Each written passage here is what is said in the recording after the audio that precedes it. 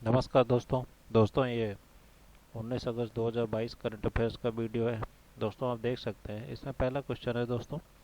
हाल ही में 75 लैप आज़ादी का अमृत महोत्सव आयोजन करने के लिए सैन डिएगो पहुंचने के बाद किस भारतीय नौसेना जहाज ने एक कीर्तिमान बनाया है? तो यह आईएनएस सतपुड़ा ने एक कीर्तिमान बनाया दोस्तों। आईएनएस सतपुड़ा ने 75 लैब आज़ादी का अमृत महोत्सव आयोजित करने के लिए सैन डिएगो पहुंचने के बाद एक कीर्तिमान बना दिया है। आईएनएस सतपुड़ा का San Diego US navy base पर आगमन एक ऐतिहासिक घटना है, क्योंकि यह पहली बार है जब कोई भारतीय नौसेना युद्धपोत उत्तरी अमेरिका के पश्चिमी घाट पर पहुंचा है। अगला प्रश्न है दोस्तों। इप्सोस इप्सोस इंडिया के एक सर्वेक्षण के अनुसार निम्नलिखित में से देश के सबसे भरोसेमंद संस्थानों की सूची में कौन शामिल है? तो यह रक्षा बल, भारतीय रिजर्व बैंक और भारत के प्रधानमंत्री का कार्यालय। इप्सोस इंडिया के एक सर्वेक्षण के अनुसार रक्षा बल, आरबीआई और भारत के प्रधानमंत्री का कार्यालय देश के 3 सबसे भरोसेमंद स्थान हैं। भारत का सर्वोच्च न्यायालय चौथे स्थान पर और इसके बाद केंद्रीय जांच ब्यूरो सीबीआई है। सर्वेक्षण इप्सोस इंडिया द्वारा आयोजित किया गया था और इसमें महिलाओं सहित 2950 वयस्कों का साक्षात्कार किया गया था। अगला प्रश्न है दोस्तों। हाल ही में किस राज्य सरकार ने राज्य के सरकारी कर्मचारियों के महंगाई भत्ते डीए में 3% की वृद्धि की घोषणा की है? तो यह महाराष्ट्र ने घोषणा की है दोस्तों। महाराष्ट्र सरकार ने मंगलवार को महाराष्ट्र में लगभग 17 लाख सरकारी कर्मचारियों को देय महंगाई भत्ते डीए में 3% की वृद्धि की घोषणा की। इसके लागू होने पर कुल महंगाई भत्ता 31% से बढ़कर 34% हो जाएगा। इस बढ़ोतरी का भुगतान अगस्त 2022 से नकद में किया जाएगा। अगला प्रश्न है दोस्तों। भारतीय स्टेट बैंक ने स्टार्टअप की सुविधा और समर्थन के लिए किस शहर में अपनी पहली अत्याधुनिक समर्पित शाखा शुरू की है? तो यह बेंगलुरु में समर्पित करी है दोस्तों। भारतीय स्टेट बैंक एसबीआई ने बेंगलुरु में स्टार्टअप के लिए अपनी पहली अत्याधुनिक समर्पित शाखा शुरू की, ताकि उन्हें सुविधा और समर्थन मिल सके। एसबीआई के अध्यक्ष दिनेश खारा द्वारा शुरू की गई शाखा कोरमंगला में स्थित है। बेंगलुरु के बाद अगली शाखा गुरुग्राम में खुलेगी और तीसरी हैदराबाद में होगी। ये शाखाएं संपूर्ण स्टार्टअप परितंत्र की शुरुआतों का समर्थन करेगी। अगला प्रश्न है दोस्तों। हाल ही में national bank for financial infrastructure and development board के प्रबंध निदेशक के रूप में किसे नियुक्त किया गया है? तो यह राजकिरण राय जी को नियुक्त किया है दोस्तों। केंद्र और national bank for financial infrastructure and development NABFID के बोर्ड ने लगभग 5 वर्षों के लिए राजकिरण राय जी का अपना प्रबंध निदेशक MD नियुक्त किया है। पिछले साल अक्टूबर 2021 में केंद्र ने केवी कामत को NABFID के अध्यक्ष नियुक्त किया था। इसके बाद पंकज जैन और सुमिता डाबरा को बोर्ड का निदेशक नियुक्त किया गया। सरकार ने पहले ही NABFID में 20,000 करोड़ रुपए का निवेश किया है ताकि डीएफआई को बुनियादी ढांचा क्षेत्र में निवेश को उत्प्रेरित करने के लिए अपना संचालन शुरू करने में मदद मिल सके। NABFID मुख्यालय मुंबई में स्थित है दोस्तों।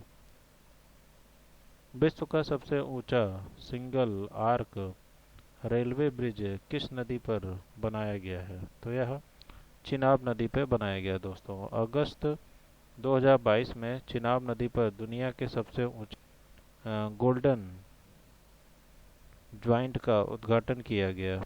चिनाब नदी पर दुनिया के सबसे ऊंचे सिंगल आर्क रेलवे ब्रिज पर ओवर आर्क डेक लॉन्च करके आज़ादी के बाद पहली बार श्रीनगर को शेष भारत से जोड़ा जाएगा।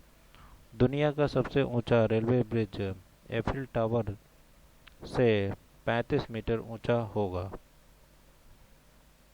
अगला प्रश्न है दोस्तों, निम्नलिखित में से कौन सा देश ओमिक्रॉन वेरिएंट के लिए कोविड-19 वैक्सीन को अधिकृत करने वाला पहला देश बना? तो यह यूनाइटेड किंगडम बना दोस्तों।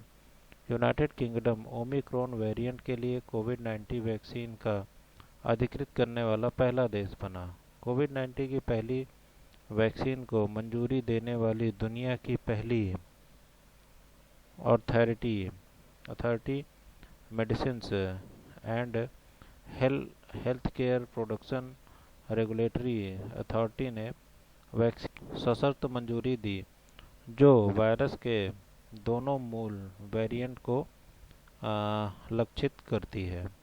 इस वैक्सीन को 18 वर्ष और उससे अधिक आयु के लोगों के लिए इस्तेमाल करने के लिए मंजूरी दी गई। अगला प्रश्न है दोस्तों, थोक मूल्य सूचकांक मुद्रास्फीति जून 2022 में 15.18% के मुकाबले जुलाई में घटकर कितने प्रतिशत हो गई है? तो यह 13.93% हो गई दोस्तों। थोक आधारित WPI मुद्रास्फीति जून 2022 में 15.18% से के मुकाबले जुलाई में घटकर 13.93% हो गई। थोक मूल्य सूचकांक पर आधारित मुद्रास्फीति मई में 15.88% की रिकॉर्ड ऊंचाई पर थी। यह पिछले साल जुलाई में 11.53% थी। जुलाई में खाद्य वस्तुओं की मुद्रास्फीति 10.77% आ गई और इसी बीच विनिर्माण माल खंड में मुद्रास्फीति 0.43% घटकर 8.16% हो गई। ईंधन और बिजली क्षेत्र के लिए 5% हो गई जो जून में 40.38% थी। अगला प्रश्न है दोस्तों, निम्नलिखित में से कौन सा नियामक निकाय इनोवेशन इन इंश्योरेंस विषय के साथ अपने पहले हैकथॉन बीमा मंथन 2022 का आयोजन कर रहा है? तो यह भारतीय बीमा नियामक और विकास प्राधिकरण कर रहा है दोस्तों। भारतीय बीमा नियामक और विकास प्राधिकरण IRDAI इनोवेशन इन इंश्योरेंस विषय के साथ अपने पहले हैकथॉन बीमा मंथन 2022 का आयोजन कर रहा है।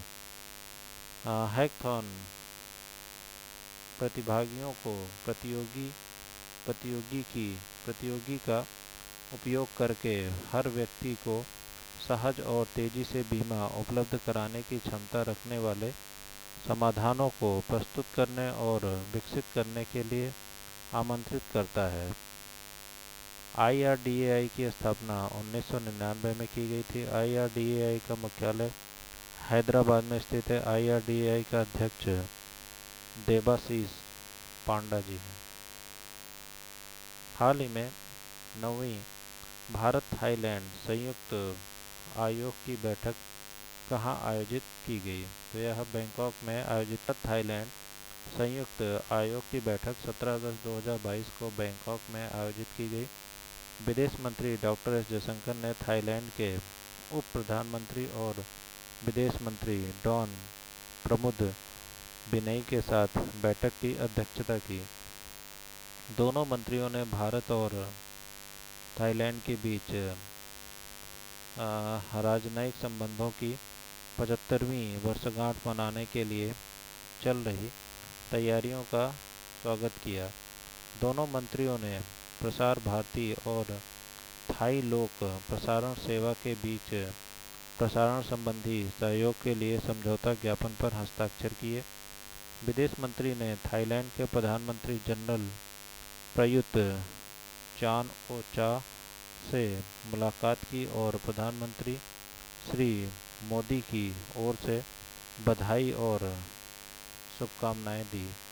8वीं भारत थाईलैंड संयुक्त आयोग की बैठक जेसीएम 10 अक्टूबर 2019 को नई दिल्ली में आयोजित की गई थी। दोस्तों, आज का वीडियो आपको कैसा लगा ज़रूर बताएं। धन्यवाद दोस्तों।